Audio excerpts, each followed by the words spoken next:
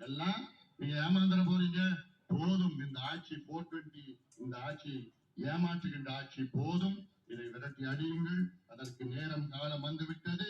April 23ஆம் நாள் தமிழ்நாட்டுடைய விடுதலை நாள், உங்களுடைய விடுதலை நாள், பெண்களுடைய விடுதலை நாள், விவசாயிகளுடைய விடுதலை, நெசவாளருடைய விடுதலை, அரசு ஊழியர்களுடைய விடுதலை நாள். இந்த நாள் ஏப்ரல் 23ஆம் நாள்.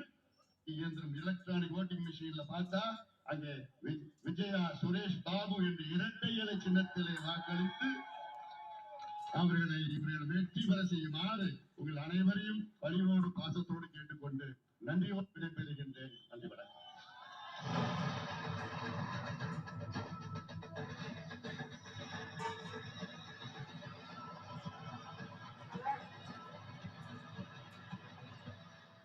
ஆண்டுகளில் திமுக அரசின் நிர்வாக திறமையின்மையால் ஊழல் மலிந்து பொருளாதார வளர்ச்சி குறைந்தது.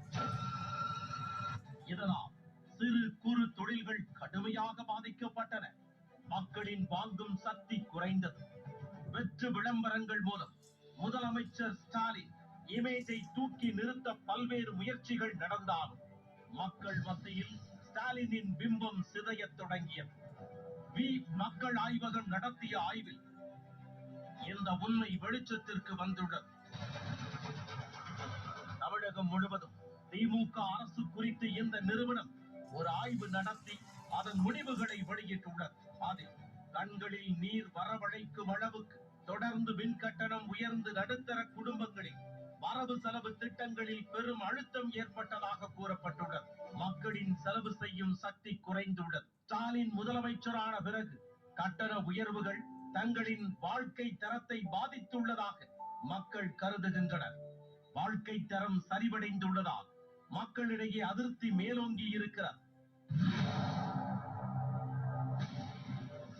திமுகவின் அமைச்சர்கள், முக்கிய பிரமுகர்கள், அவர்களது குடும்பத்தினர் என்ற அளவிலேயே தமிழகத்தின் வளர்ச்சி நின்றுவிட்டது. மாநில மக்கள் அனைவருக்குமான வளர்ச்சி என்பது கனவாகவே தொடர்கிறது. ஊழல் மலிந்த அரசு நிர்வாகம், உயர்ந்த வாழ்க்கை செலவுகள் ஆகியவை எதிர்கால வாய்ப்புகளை மழுங்கடிக்க செய்துள்ளது.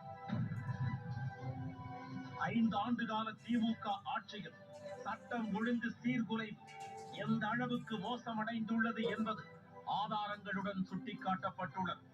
இதை அரசே உணர்ந்ததால் தான் ஆட்சி நிறைவடையும் நிலையில் தமிழ்நாட்டில் திமுக ஆட்சிக்கு வந்த பின்னர் கொலைகள் உள்ளிட்ட குற்றங்கள் குறைந்து விட்டதாக அதிகாரிகளை வைத்து திமுக அரசு விளக்கமளிக்க வைத்தது.